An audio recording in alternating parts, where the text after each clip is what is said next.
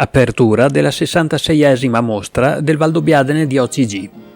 Dal 1957 l'allora Festa del Vino si è via via evoluta fino ad arrivare all'attuale mostra del Valdobbiadene di OCG, che conta oggi circa 50.000 presenze, 20.000 bottiglie vendute, ha prolungato la sua durata a 3 settimane e si è arricchita di tutta una serie di iniziative.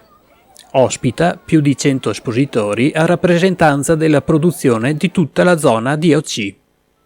Sembra che ci stiamo avvicinando ai tempi consoni, quelli che eravamo abituati qualche anno fa. In questi ultimi 2 anni abbiamo dovuto aprire le nostre porte quando era davvero molto caldo. Adesso non è il periodo giusto, ma come ho detto prima ci stiamo avvicinando. Aspettative per questa edizione?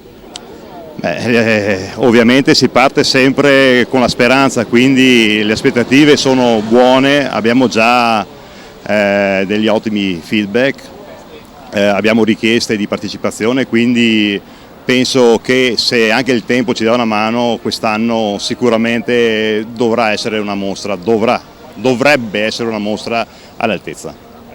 All'inaugurazione della festa vinicola più vecchia della marca trevigiana anche il presidente della Regione Veneto, Luca Zaia.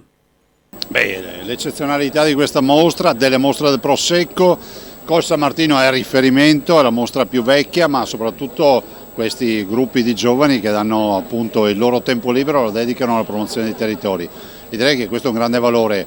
Si parla spesso di giovani, ecco, se qualcuno vuole dare un contributo ai ragazzi e anche un modo per riconoscere la loro attività che è gratuita nei confronti della comunità, non può che venire qui.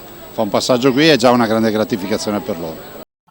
Sempre nella giornata di apertura della mostra anche l'assegnazione al premio Enrico Giotto, l'intitolazione dei locali alla cucina al consigliere Ettore Merotto e l'inaugurazione della mostra presso la vicina chiesetta dei Santi Teresa e Francesco a tema Fare bene ti fa star bene. Un'opportunità sempre grande per il nostro territorio, finalmente un taglio del nastro senza mascherina e questo è sicuramente un bel traguardo perché dopo 2 anni di difficoltà si riparte, c'è grande voglia di ripartire, grande spirito anche di collaborazione, forse ancora di più rispetto a prima, la presenza di moltissime associazioni qui oggi lo ha dimostrato e la Proloco di Col San Martino sempre molto brava nell'organizzazione ed impeccabile, quindi non può essere altro che un'altra mostra che sarà sicuramente un altro fiore all'occhiello per il nostro comune, ma credo sia per l'intero territorio del Conegliano Valdobbiadene.